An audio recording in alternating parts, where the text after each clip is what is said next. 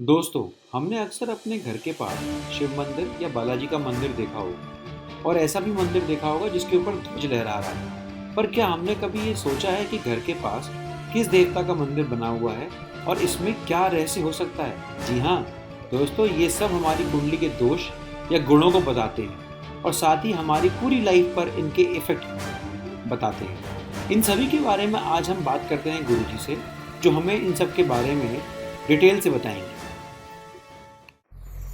शिवजी और बालाजी, जी हाँ, इनकी कुंडली में शिवजी उनके देवता होते हैं और बालाजी उनके कष्टों के निवारण करने वाली शक्ति होती है। आज हम इस बात पर चर्चा करेंगे और ये आपको बताएंगे। इस वीडियो को शुरू से आखिर तक सुने, जिससे कि पूरी बात आपके समझ में आ सके।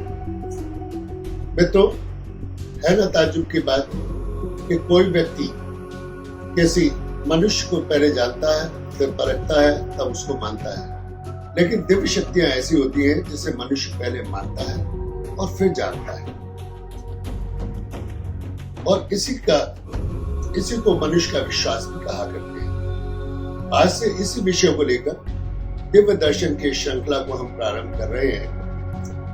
आगे बढ़ने से पूर्व मैं ब्रजेश चंद्र रायजादा, महामाया ज्योतिष एवं अनुसंधान केंद्र बरेली की ओर से पहले जानो और फिर मानो के कार्यक्रम में आपका स्वागत और अभिनंदन करता हूं। आइए इस श्रृंखला के पहले वीडियो में हम इस रहस्य पर से पर्दा उठाएंगे कि आपका कौन इष्ट देव है। जी हाँ, आप ये कैसे जानेंगे कि आपकी कुंडली में आपका इष्ट देव कौन है और वह कैसे आपके मार्ग को प्रशस्त करता है। यहाँ पर मैं एक बात आपको बता दूं कि भगवान कृष्ण ने गीता के अध्याय 17 श्लोक 4 में कहा है कि सात्विक मनुष्य देवताओं की, रजोगुणी मनुष्य यक्षों और राक्षसों की तथा तमोगुणी मनुष्य भूत और प्रेतों की पूजा किया करते हैं। तो क्या आपकी कुंडली में देवताओं की पूजा है, यक्षों की पूजा है या राक्षसों की पूजा है? आप इस वीडियो को सुनने के बाद समझ जाएंगे। तो हम इस वीडियो में ये आपको बताते हैं कि क्या आपकी कुंडली सात्विक है या राजस है या तामस है। गुरु और केतु। तो आइए हम शुरू करते हैं गुरु केतु के योग से। जी हाँ, आपकी कुंडली में अगर गुरु और केतु एक साथ में है या एक दूसरे से नव और पंचम स्थान पे है, तो आपके घर के पास एक शिव का मंदिर होगा, उस पर एक झंडा लगा हुआ और ईश्वर की यह महिमा आप पर होगी कि आप जीवन में किसी जगह पर भी जाएं और कहीं पर भी रहें, वहां शिव का मंदिर अवश्य पास में जरूर होगा। यदि ये उत्तम योग होगा तो आपके परिवार के लोग इस मंदिर में नित्य पूजा करने जाते होंगे और ईश्वर के अनुग्रह से सुख और शांति आपके घर में होगी और यही आपकी इष्ट देवता होंगे। इसके अतिरिक्त मैं एक और बात बताता हूं यहाँ पर कि आप और आपके परिवार के लोग कभी बालाजी या तिरुपति बालाजी अवश्य गए होंगे और वहां से उनका कोई विग्रह जरूर लेके आए होंगे।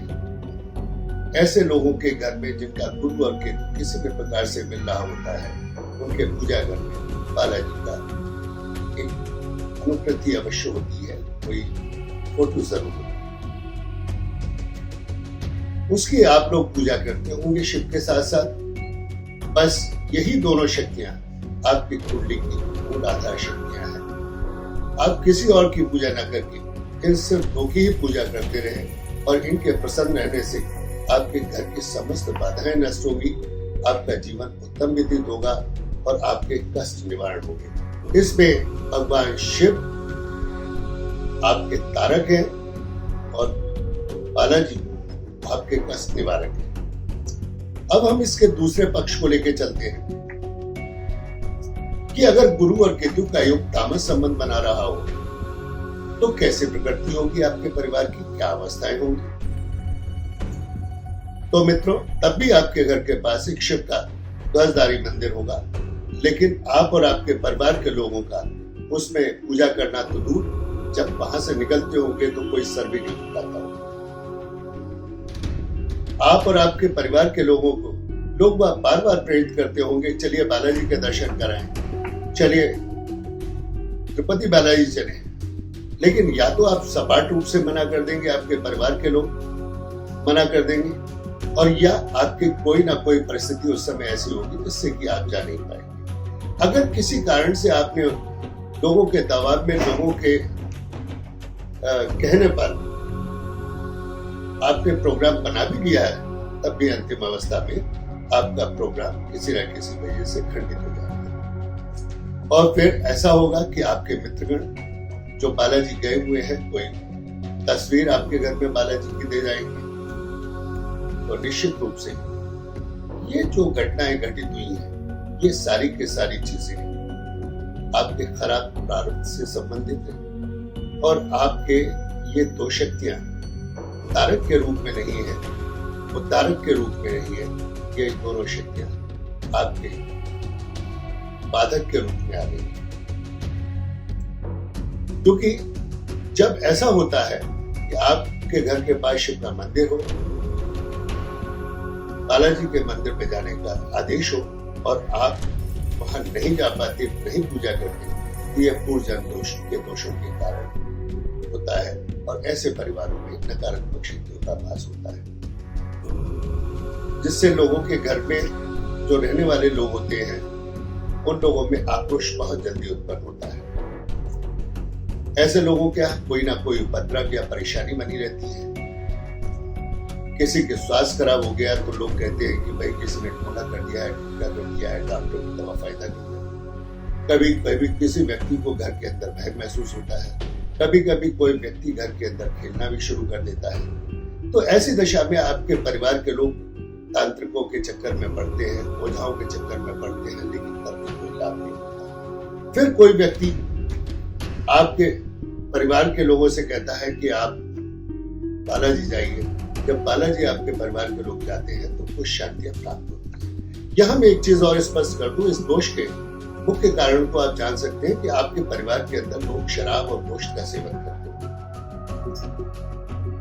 मेरा सुझाव है कि ऐसे लोगों को अपने घर के पास वाले शिव मंदिर में निर्धारण देना चाहिए तथा वर्ष में एक बार बालाजी के दर्शन करने जरूर जाना चाहिए। ऐसा करने से आपके घर में सुख शांति का पूर्ण वास होगा, आपके परिवार का कल्याण होगा। गुरु और केतु का सहयोग इनकी कुंडली में ये इशारा करता है कि आपके इष्ट देव शिव हैं और कष्ट दूर करने वाले बालाजी हैं। इनके शरण में जाइए, आपका कल्याण होगा। मेरा अनुरोध है कि इस वीडियो को आप देखिए, परखिए, अच्छा लगे तो लोक कल्याण की भावना से अपने इष्ट मित्रों को, कम से कम 10 लोगों को तो जरूर शेयर कीजिए, ताकि वो लोग भी ये चीज जान पाए और इस चीज का अनुसरण वो करें, उनके घर में सुख शांति और समृद्धि हो। जय भवानी, जय माता भारती।